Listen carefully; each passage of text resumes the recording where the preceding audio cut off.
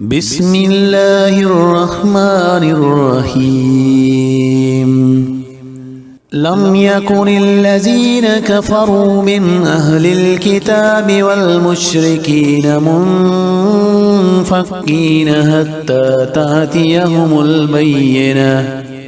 رسول من الله يتلو صحفا مطهرة فيها كتب قيمة وما تفرق الذين أوتوا الكتاب إلا من بعد ما جاءتهم البينة وما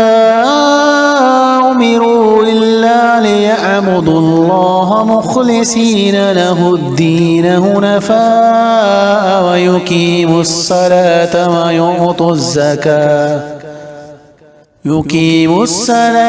ويؤتوا الزكاة وذلك دين القيمة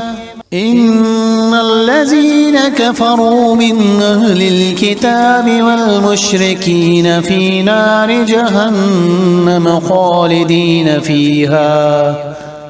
أولئك هم شر البرية إن الذين آمنوا وعملوا الصالحات أولئك هم خير البرية جزاؤهم عند ربهم جنات عدن تجري من تحتها الأنهار خالدين فيها أبدا رضي الله عنه ورضوا عنه ذلك لمن خشي ربه